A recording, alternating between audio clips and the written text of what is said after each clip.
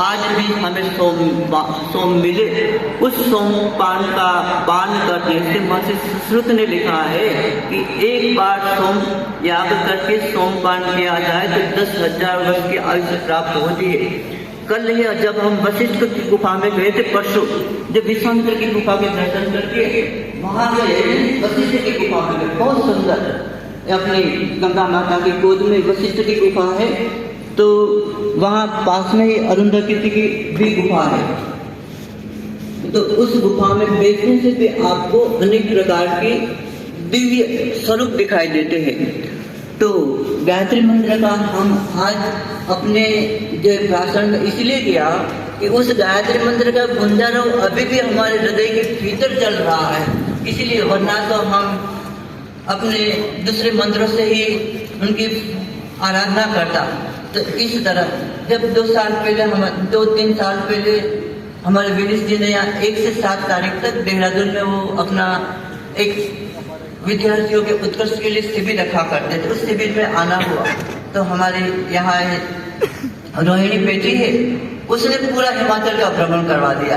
हिमालय की जितनी शक्तिपीठ है, छिन्नमस्तिका है, नैना देवी है और ज्वाला देवी है और चंडी देवी है, और उसकी पर्वतीय श्रृंखला का वहां जो स्वर्ग से जो गिरा था ना अपना नहुस, तो इसका इंद्रुनी देवता मंदिर है। तो वो भी पहाड़ियों का उसने हमें दर्शन करा दिया हिमाचल का। एक बार हमारे मित्र थे कौशिक भाई, उनको बहुत वापिस से थे, वो केमिस्ट्री में PhD थे, वो हमें ले गए अपने जो पूर्वोत्तर के राज्य थे ना, तवांग आदि, हिमाचल अपना अरुणाचल में तवांग ले गए। वहां जाके बौद्धों के साथ रहे और वहां की जो औषधियां है बौद्धों के माध्यम से, उसके आंटी ट्रीटमेंट बोली जाती है, उस ट्रीटमेंट की सारी औषधियां उसने हमें दिखाई।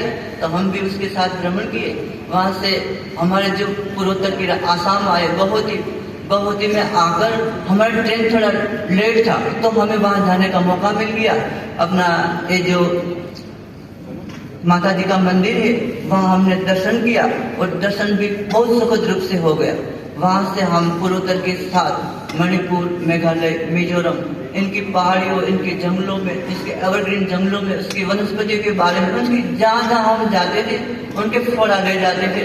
तो उस प्रदेश की सारी औषधियों का वहाँ के लोकल माध्यमों के साथ पता चल जाता था। वैसे कौशिक भाई के माध्यम से हमने एक बार अपना ये जो कॉर्बेट नेशनल पार्क है, उस कॉर्बेट नेशनल पार्क का पूरा चल के भ्रमण किया।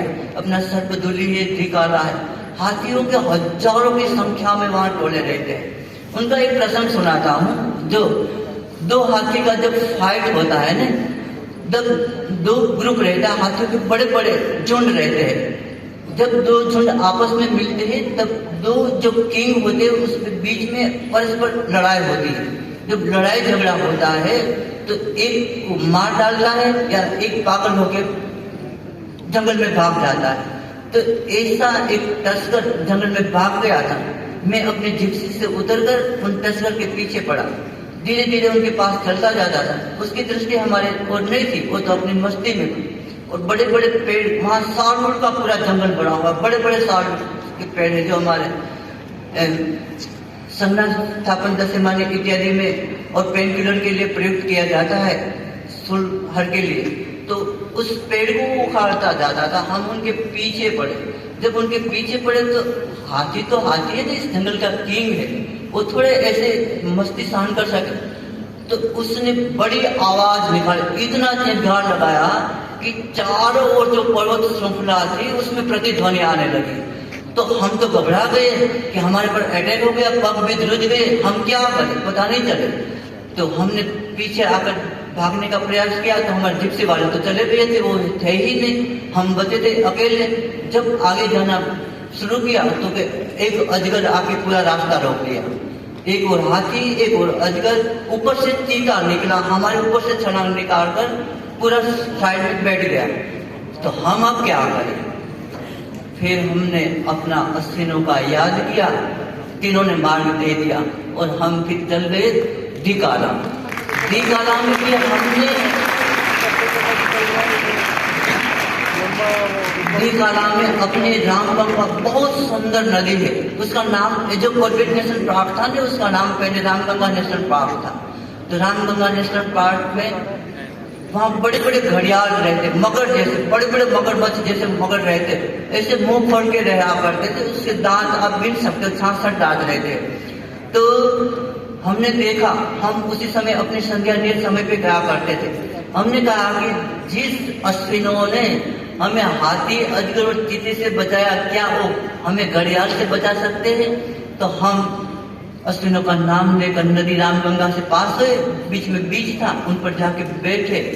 कोई भी घड़ियाल ऐसा नहीं हो कि जो पानी की सैड लहर आए और उस जंतु को न पकड़ ले। हाथी का बच्चा है तो भी उसको घिसल कर ले जाता है, लेकिन हम चले गए। फिर वहां संध्या किया, उपासना किया, और 8 बजे जब वापस आए तो भी घड़ियाल के मुंह खुले ही खुले थे। फिर वो अश्विनों अपने पति आकर्षित करने क्यों न करे? तो फिर हमने 2015 में अश्विनों का, फिर भी हमने जो साउथ भारत की भी यात्रा की। जब हम एमडी में थे तब हम बहुत अच्छे पोल वॉल्टर थे। हमारे जो कीर्तिमान था उस समय, जैसे यहाँ तो कीर्तिमान बनाया ना, उस समय हमारा पोल वॉल्ट में कीर्तिमान था 2.73। तो हम पोल वॉल्ट के लिए कालीकट गए, वहां से अपना कोटायम आर्यवेदी सारा है, कोटाकल है, वहां से गंभीरगढ़ के जंगलों में गए। बीच में हम उडुपी आए तो सह्याद्री की पूरी गिरिमाला देख ली। कभी एक बार कन्याकुमारी गया था तो वहां से हमारे मलयाचल के जो जंगल है, चंदन के जंगल, उसमें भी भ्रमण किया है। कभी हम दार्जिलिंग की ओर गए और हमारे जो गंगा सागर है उनके प्रदेश का भी जंगल, यानी भारतवर्ष के पूरे जंगलों, उनके पेड़ों का, जब तक हमने अपना एमडी पूरा किया। निघंटु ना बिना वैद्यो, निघंटु के बिना आप अच्छे वैद्य नहीं मान पाते। इसीलिए आपको वनस्पति का कहते हैं ना, चरक भ्रमण किया करते थे। चरक तो शालीन ऋषि थे, लेकिन वैद्यों को भ्रमण का, हाँ, हमारे जो पुनर्वसु आत्रेय है ने, विविध प्रकार के उपवनों से जब आप एक एक प्रकरण में देखो ने, तो कभी कैलाश से आप किरणे, कैलाश में जे उपवन लता इत्यादि से, तो वो भ्रमण किया करते थे अपने शिष्य मंडलियों के साथ में। ऐसे ही हमें आयुर्वेद का अच्छा तज्ञ बनना है तो ऐसे ही भ्रमण करना चाहिए। और प्रत्येक वनस्पतियों से, जब निघंटु से, वनस्पतियों से हम प्यार न करें तो वो वनस्पति अपना गुण हमें कैसे प्रदान करें? इसीलिए आप मेरे नौजवान आयुर्वेदा अनुरागियों, आप उठो, जाओ जंगल में और जंगल की प्रत्येक औषधि का परिचय करो। आयुर्वेद को आज हमें दुनिया के सामने साक्षात करके देना है। इस कुंभ महापर्व का इसलिए ही आयोजन हुआ है कि आपके भीतर बहुत सारी शक्तियां हैं, उनको उजागर करना है। तो वनस्पति के पास जाना है, उनकी शक्ति को समझना है और उनके द्वारा हमें अपनी चिकित्सा को फलीभूत करना है। तो वनस्पतियों के बारे में अध्ययन करके जब हमने अपनी चिकित्सा क्षेत्र में प्रवेश किया, जब प्रथम वर्ष में ही हम आए, जब हम पीजी में थे, उसी समय हमने अपना कुछ चिकित्सा कार्यकाल चालू कर दिया। हमारा थीसिस है एमडी का वन प्लांट एक अध्ययन। जब वन प्लांट पर अध्ययन किया, हमने वन प्लांट अपने पेशेंट को हॉस्पिटल में जाके दिया, तो पहले ही दिन श्वास का कई दिनों से जो पीड़ित पेशेंट था वो दूसरे दिन ही बैठा हो गया। जब हमने वन प्लांट की दूसरे दिन मात्रा दी तो तीसरे दिन वो चलने लगा। जब तीसरे दिन हमने वन प्लांट की दी तो चौथे दिन वो मर गया। हमने थीसिस में बात लिखी तो हमारे गाइड थे जगमोहन शर्मा कि आपको तो हाथ कड़ी पड़ेगी, हमें भी मरवा डालोगे।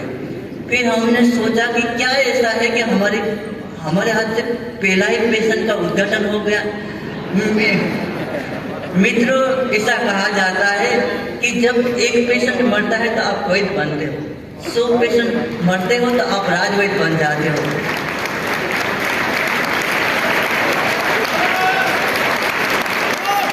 फिर हमने देखा कि उसमें तो सिलेरिन ए और सिलेरिन बी नाम का टॉक्सिक है। तो उस जब सारी विषाक्त औषधियों का शुद्धिकरण करने के लिए क्या किया जाए, तो तेलम तकरी गवा मूत्र आरनाले कुलतजे वाला था, तो उसको हमने पहले जो उसमें कैल्शियम ऑक्सीलेट बहुत मात्रा में रहे थे, तो कैल्शियम ऑक्सीलेट का प्रयोग निवारण के लिए हमने उसको छाछ में भिगोया, तो उसमें से खुजली चली गई। दूसरी बार हमने उनको ही त्रिफलापात में, फिर गौमूत्र में, ऐसे 3 बार भावित करके उनका कैप्सूल तैयार किया, बढ़िया रिजल्ट आने लगा। हमने 3 रोगों में उनका उपयोग किया है, उच्च रक्तचाप, स्टमक स्वास्थ्य और स्थौल्य, तीनों में बहुत अच्छे रिजल्ट आए। जब हमारा एमडी पूरा हुआ तो हम अपने गुरुदेव श्री राजर्षि मुनि के चरणों में गए कि गुरुदेव हमारा एमडी पूरा हो गया, मैं आपके आशीर्वचन लेने के लिए आया हूँ कि हमें क्या करना चाहिए। तो क्या आपने क्या किया है? मैंने कहा कि वन प्लांट एक अध्ययन किया है और स्वास्थ्य में बहुत अच्छा हमें लाभ मिला है।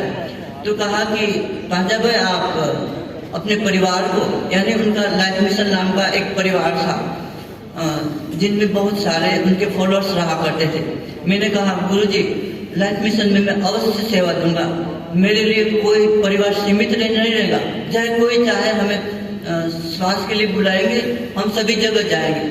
और जब 94 में पूरा हो गया हमारा एमडी, तो 2001 तक निरंतर हमने स्वास्थ्य की शिविर, वन प्लांट एक अध्ययन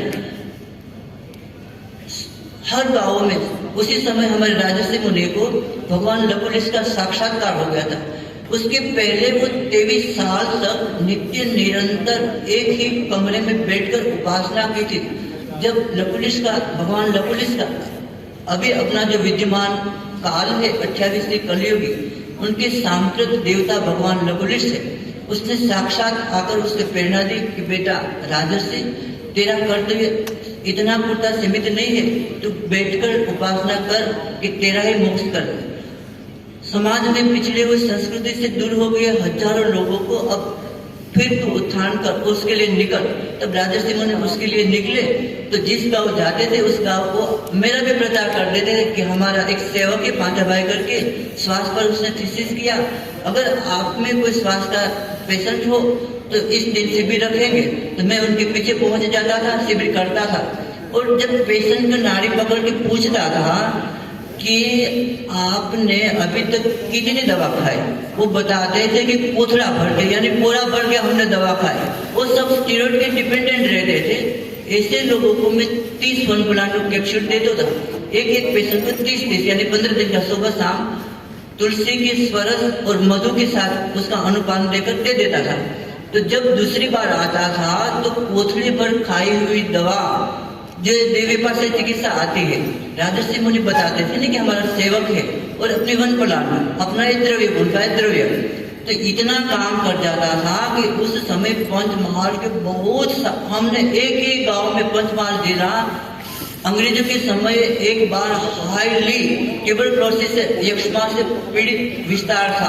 उस विस्तार के अधिकांश लोगों ने हमने लगातार 1994 से 2000 एक भी महीना हमारा ऐसा नहीं गया था कि बुधवार को, कभी कभी तो कुछ गाँव में 5-7 पेशेंट रहते थे, तो उसका हमें मैसेज आता था कि गाँव में 5-7 पेशेंट है, आप दोबारा आओ। नहीं, हमने कहा कि हमारा तो तय है कि हमें आना ही है। जब हम जाते थे तो सैकड़ों की संख्या में पेशेंट आ जाते थे, आसपास के गांव के आ जाते थे, और गुरु कृपा से इतना रिजल्ट मिला कि बहुत सारे गांव, फिर तो भारतवर्ष के कई भागों में भी हमने वन प्लांट एक अध्ययन वाला शिविर लिया। 2001 में से हमने वो समाप्त किया, और 2014 में हमने धन्वंतरी भगवान के वहाँ एक यज्ञ किया। तो धन्वंतरी यज्ञ के अंदर हमारे गांधीनगर के एक पीएस आए थे, जो पूर्वाकाल में मैं जामनगर जब पढ़ता था तो शिवदान गढ़वी करके था, वो हमारा करीबी मित्र था, उनको कैंसर था। उनका फोन आया कि पांजा भाई, सिविल हॉस्पिटल अहमदाबाद ने हमें बोल दिया है कि आपका आयुष्य 15 दिन से लेकर 1 महीने का है। वो इतना शौर्यवान था, कभी रोता नहीं था। तो उस दिन रोती हुई आवाज आई, मैंने कहा रो मत, होना आ जाओ। तो आ गया होना। दूसरे दिन धन्वंतरी त्रयोदशी थी, हमने कहा चलो धनेत जाना है, आपका औषध भी घर से ले लेते हैं, कृष्णावली इत्यादि हमने ले लिया। वहां जाकर उसको उबाला पिलाया, और उबाला पिलाया तत्क्षण उनका कैंसर ठीक हो गया। आज हमारी जो धन्वंतरी महिमा बुक प्रकाशित हुई, उसमें उनकी लिखी हुई है जी।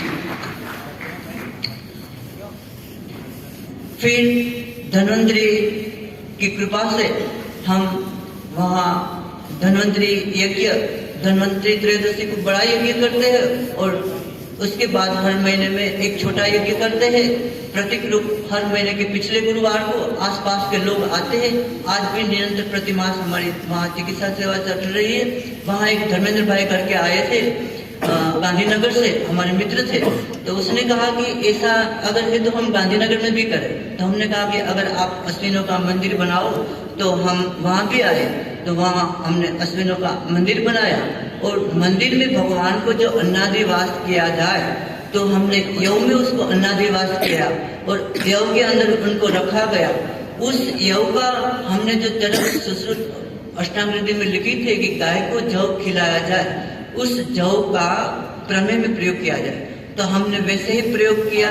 भगवान को 2 टन अन्नादिवास किया गया और उस जव को वहाँ गौशाला है, वहाँ और हमारे मित्र गोपाल भाई की गौशाला है, वहाँ गायों को जव खिला गया। उसके छान से जो जव निकला, उनका बड़ा एक प्रमेय पर चिकित्सा शिविर रखा। उसमें इंसुलिन डिपेंडेंट बहुत सारे पेशेंट थे, फ्री ही शिविर थी। तो बहुत सारे उस जव के प्रयोग से भी ठीक हो गए और वहाँ भी हर द्वितीया को यज्ञ होता है और उस यज्ञ में भी चिकित्सा शिविर रखते हैं। इस तरह हमारे अश्विनों की भी यात्रा और उनकी शक्ति का हम एहसास करते हैं। अब हमारा यहाँ पूर्ण करने से पहले हम अश्विनों की स्तुति करके समापन करते हैं। ओम अश्विनाय यज्वरीरिषु द्रवत्पाणि सुभास्पति पुरुभुजा जनस्य तम्। ओम अश्विना पुरुदंससा नरास वीर्या दिया कृष्णा वनतं गिर। ओम दस्रायुवा कवः सुता ना सत्यावृक्त परिसः आयातं रुद्रवर्धनि। ओम अश्विना पिबतं मधु दिग्ग्निशुचिव्रता ऋतूनां यज्ञवाहसा। ओम प्रातयुजा विबोधया स्विना वेह गच्छतां यस्य सोमस्य पीतये। ओम यावां कसां मधुमध्य स्विना शृणुतावती तया यज्ञं मिमिक्षतम्। ओम नहि वामस्ति दुर्गे यत्र रथेन गच्छतः अश्विना सोमिनो गृहम्। अश्विनों की उपासना के साथ साथ हमारे आयुर्वेद के आराध्य देव भगवान धन्वंतरी को 2 ही मिनट में उनकी जो महर्षि अंगिरस ने उपासना की है, उसने स्तुति की है। अथर्ववेद के द्वितीय कांड में तृतीय सूक्त है, 6 मंत्र है। इस 6 मंत्र बोल के अपना समापन करता हूँ। भगवान धन्वंतरी को भी हम वंदन कर लेते हैं। ओम यदो यदवधावद्य अवत्कम् अधिपर्वतात् तत्ते कृणोमि भेषजं सुभेषजं यथा शशि। ओम आतङ्गाः कुवितङ्गा शतमय भेषजानि ते तेषामसि त्वम् उत्तमम् अनास्त्रावम् अरोगणम्।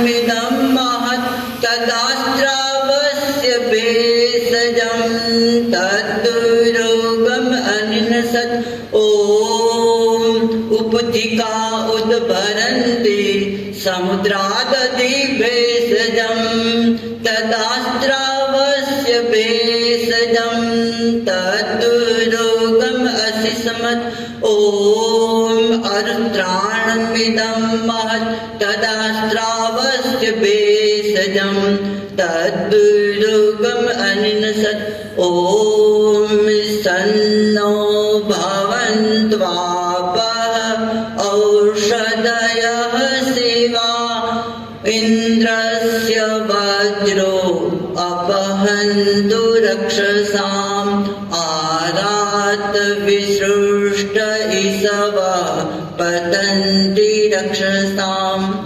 अस्तु। आयुर्वेद कुंभ 2 पर्व के निमित्त हमें यहाँ जो बुलाकर आपने हमें आप लोगों के बीच में बोलने का जो महान अवसर प्रदान किया है, इसीलिए हम आप सभी के बहुत आभारी हैं। हमारे जो विद्वत गण यहाँ पधारे हुए, इसके चरणों में हमारा नमन है। और आयुर्वेद के जो उपासक आए हैं, उन उपासकों को हम आह्वान करते हैं कि अपनी जो आयुर्वेद की निजी शक्ति है, उनको आप उजागर करो। भगवान अश्विनों और धन्वंतरि के चरण में जाओ। वो आयुर्वेद को अब पुनः साक्षात्कार करने के लिए वो भी जागृत हुए हैं। आप उनको यज्ञ के माध्यम से, अग्नि मुखा देवा, अग्नि के माध्यम से, यज्ञ के माध्यम से उसको प्रसन्न करो। हमारी आयुर्वेद संहिता में हमारे जो अभय जी जो करना चाहते हैं ना, 3 आयुर्वेद संहिता का रिकॉर्ड किया, उनको रिकॉर्ड ऐसे नहीं, इतने बैठकर इनको हमें कंठस्थ करके उसका साक्षात्कार करना।